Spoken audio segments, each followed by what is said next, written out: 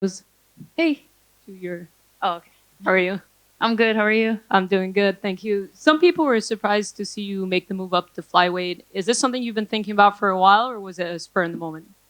No, I've been thinking about it for a while. Honestly, like when I originally made a bunch of goals for my career early on when I was younger, being a two division champ was kind of like on the end of the list, but it was there. And so yeah, here we are. And, I think I'm known for surprising people. So, it's just kind of my style. And you haven't competed since May of 2022. So, what has the physical transformation been like to flyweight? Um, yeah, I think just progressively, like early on in my career, I was maybe a smaller strawweight, you would say. And then um, over time, as I've matured and my body changed, each fight the cut would get bigger and bigger. And this last fight, I think the fight with Carla, I think that weight cut, I finally had like the sunken in eyes, and you know what I mean, like the thing that most fighters kind of deal with, and I didn't like that. I never really enjoyed cutting weight, anyways. Or I never really liked when people did like those huge cuts.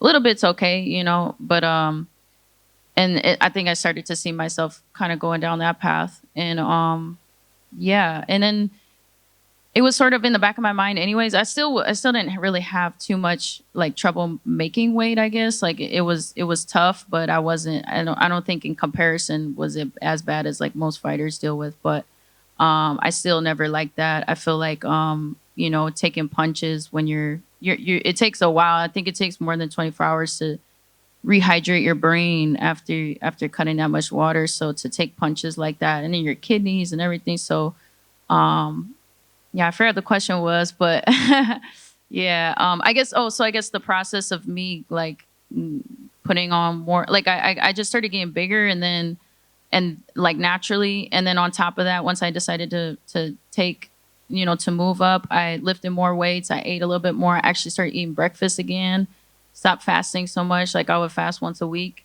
when I was at strawweight. So and I still fasted a couple times during this camp, but I just kind of just ate a little more and lifted weights more, and I naturally put on like a couple pounds of muscle and maybe a little bit of some juice, a little bit of fat. But no, and then I think, and then naturally as I gotten, closer to this fight, like the weight started just kind of coming off naturally. And with that all being said, is flyweight your permanent home now?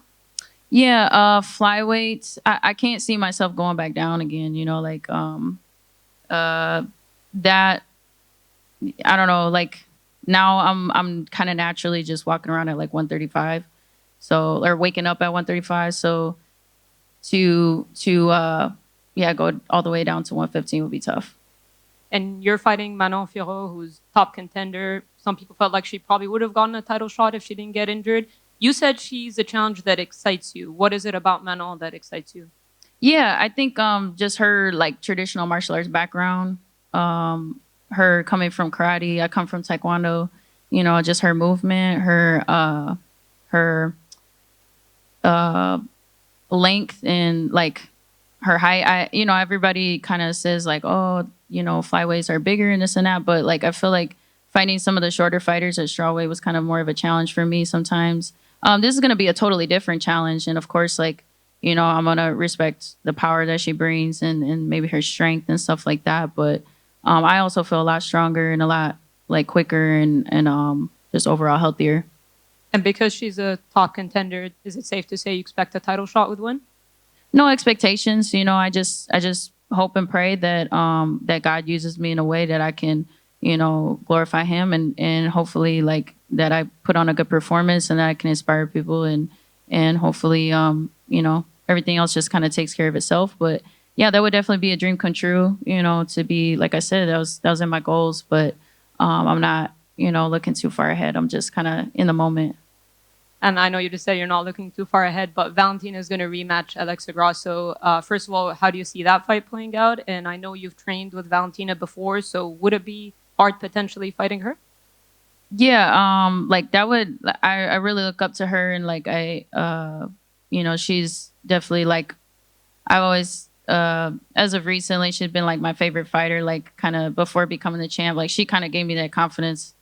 Training with her to feel like I could really do that, and so yeah, I'm forever grateful for that, and it would be awesome to see her to get that belt again. I think approaching this fight with Alexa, I think as long as she makes more adjustments than just like, okay, let me make sure I don't make that one mistake that I made in the fight. As long as she makes sure she's getting better everywhere, I have full confidence that she's gonna be able to get it back. But if she approaches it like, oh, I just slipped up and that's it, like she just took my back, like no, like I think you have to respect the full performance of Alexa Grasso, and in order to beat her, you know, because I think she was the better fighter that night, and as long as you have the right attitude, like you know, I think she ultimately Valentina, I believe, is the better fighter.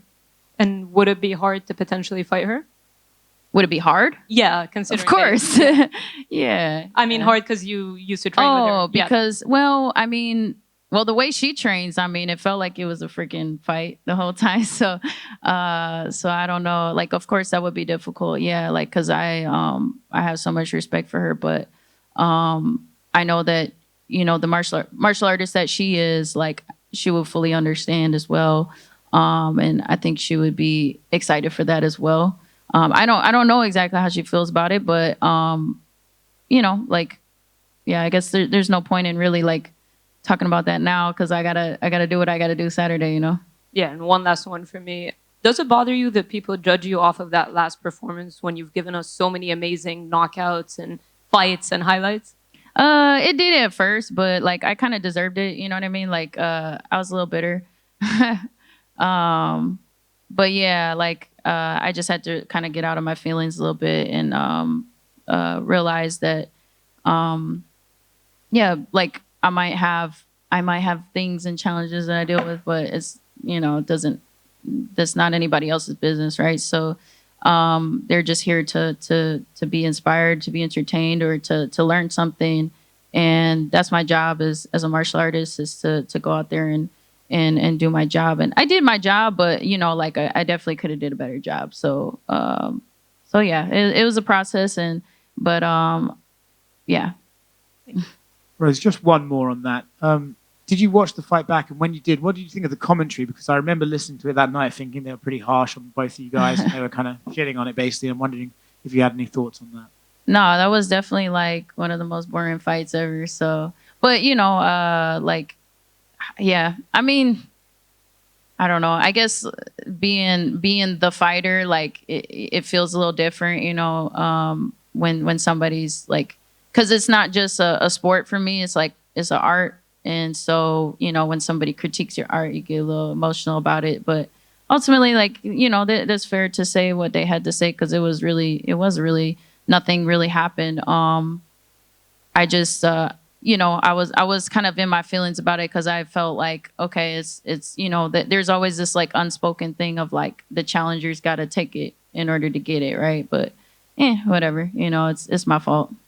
You said that one of your long-term goals was to win the belt in 2 divisions. When you imagined that, did you think you would still have the title in the other division and do the double champ thing, or did you always know when you moved up you were going to have to move up wholeheartedly and leave the other division behind you?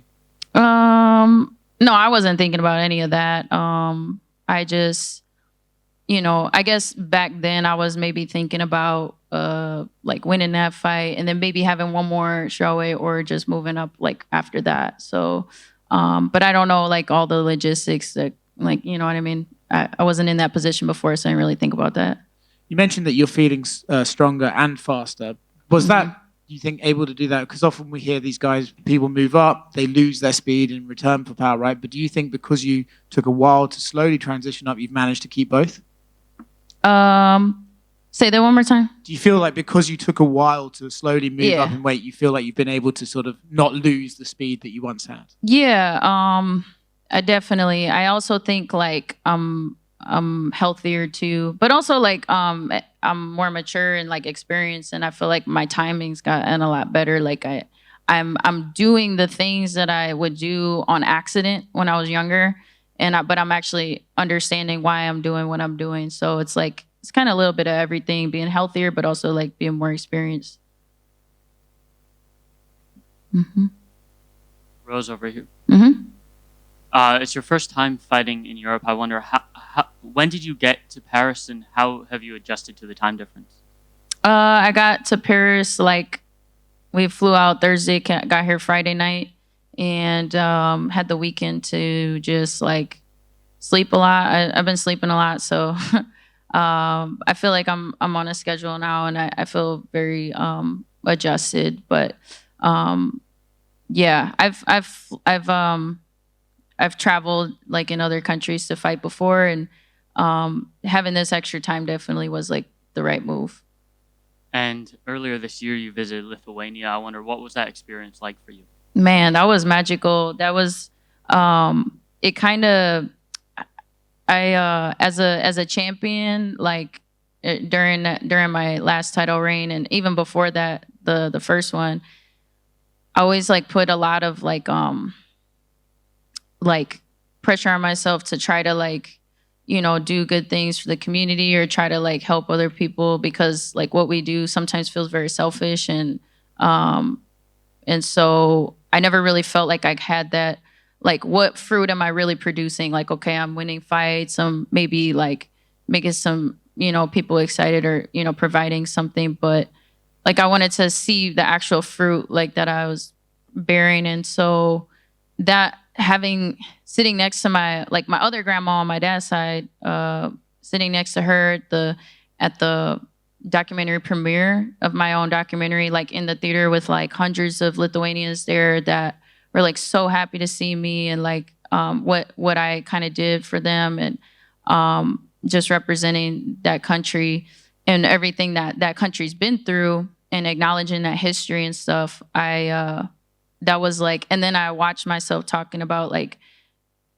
having the belt, you know, and then being like, I want to, you know, produce fruit with the seed that I've been given. Like when I saw that, and then sitting next to my grandma watching her see that, it was like, this is it, you know. And so it finally like, and I realized that bearing fruit kind of takes time. It's like daily watering the plants, and not just like instant. It doesn't happen instantly. It has to daily acts of faith produce fruit over time. And did the Lithuania trip and your Lithuanian roots make it easier for you to accept this fight in Paris? Actually, yeah, because I don't know if it made it easier, but it made it more attractive for sure. Like just being in Europe, I even, you know, had a relative that wanted to come here. It didn't end up working out, but you know, I do have a lot of Lithuanian fans in London as well. So it's just like, yeah, it's yeah, it definitely, even like the city kind of reminds me a little bit of like the capital in Lithuania. So it's cool. And last one from me. It's rare that people kind of root against you because you're such a fan favorite, but now you're going into enemy territory to fighting the French fighter in France. Wonder, what kind of reception do you expect from the Paris crowd? No expectations, you know, like I'm just going out there to be myself, and whatever the crowd presents, if they want to cheer, boo, whatever, you know, I'm here to do my job, and yeah, I understand, like I'm not gonna be mad if they want to root for their person, you know. Thank you. Yeah.